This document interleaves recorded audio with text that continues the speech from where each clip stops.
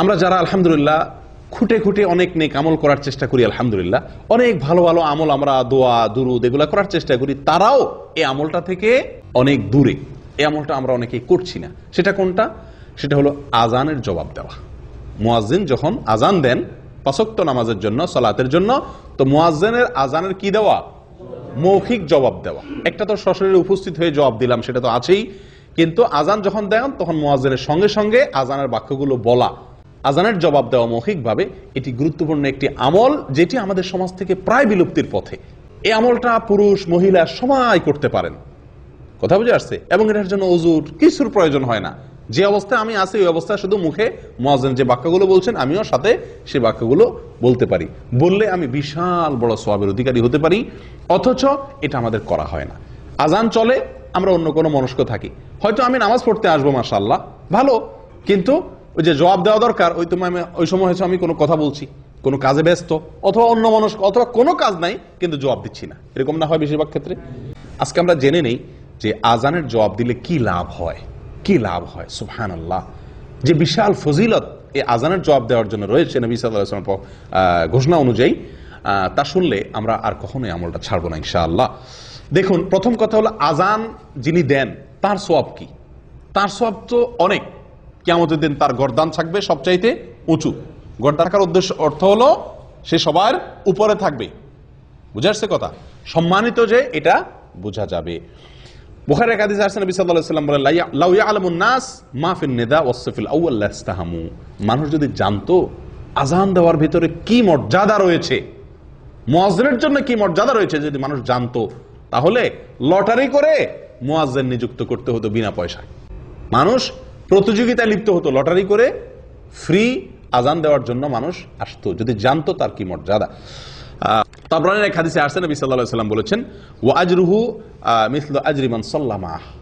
মুয়াজ্জিনের সওয়াব হলো মুয়াজ্জিনের আজান শুনে তার সঙ্গে যত লোক নামাজ পড়েছে তাদের সবার সমপরিমাণ সওয়াব অতিরিক্ত হিসাবে, এক্সট্রা হিসাবে, বোনাস হিসাবে মুয়াজ্জিনকে দেওয়া হয়।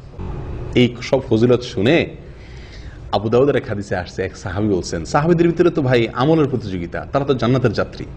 জান্নাতের সাহাবী বলতেছেন যে, ইয়া রাসূলুল্লাহ, মুয়াজ্জিনরা তো আমাদের চাইতে অনেক বেশি মর্যাদার অধিকারী হয়ে যাচ্ছে, আজান দিয়ে সব মসজিদ পড়তে সব লোকের সমাপনা সব এক্সট্রা সে পেয়ে যাচ্ছে, আমার তো এটা পাওয়ার সুযোগ নেই, আর সবাই তো মুয়াজ্জিন হওয়ারও সুযোগ নেই। ঈর্ষা হচ্ছে, হিংসা না, ঈর্ষা। উনি পাচ্ছে পাক, সেটা নিয়ে আমার আপত্তি নেই, কিন্তু আমরা যে পাচ্ছি না, আমরাও তো পাইতে চাই। নবী সাল্লাল্লাহু আলাইহি ওয়াসাল্লাম তাকে বললেন, কুল কামা ইয়াকুলুন। তার মতো সওয়াব পেতে চাও মুয়াজ্জিনের মতো? উপায় খুব সহজ। কি করতে হবে?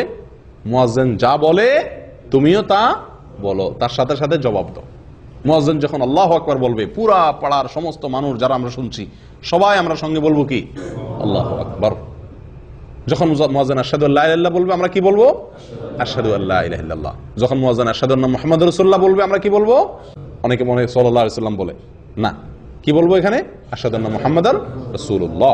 স্বয়ং নবী সাল্লাল্লাহু আলাইহি ওয়াসাল্লাম এইভাবে শিক্ষা দিয়েছেন, এবং সহিহ মুসলিমে আছে, ইযা ক্বালা আশহাদু আন্না মুহাম্মাদার রাসূলুল্লাহ ক্বাল আশহাদু আন্না মুহাম্মাদার রাসূলুল্লাহ। সহিহ মুসলিমের হাদিস।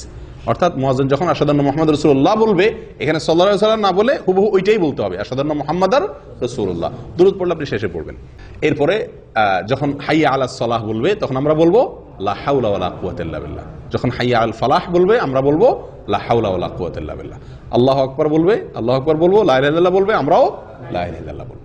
এই যে মুয়াজ্জিনের সাথে সাথে আজান এর বাক্যগুলো বলা, জবাব দেওয়া, সঙ্গে সঙ্গে মুয়াজ্জিন বলবেন, আমরা বললাম, তিনি বললেন আল্লাহু আকবার, তারপরে আর কি, সঙ্গে সঙ্গে বলতে তার পরপর।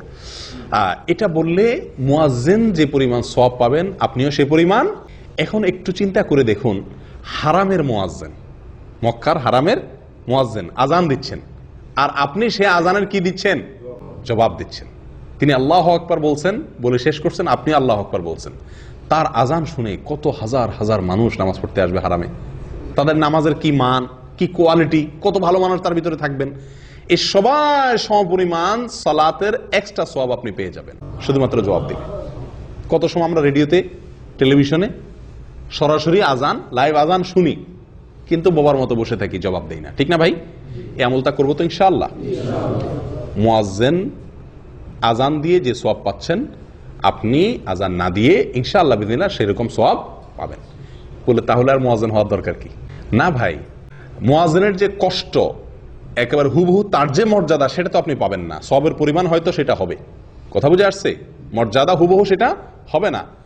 আপেলের চাইতে টমেটো বা এরকম আরো অনেক কম দামা জিনিস, এগুলো দেখা যায় ভিটামিন বেশি থাকে, কিন্তু ভিটামিন বেশি থাকলে কি দাম সমান হবে? স্বাদ তো একরকম হবে না।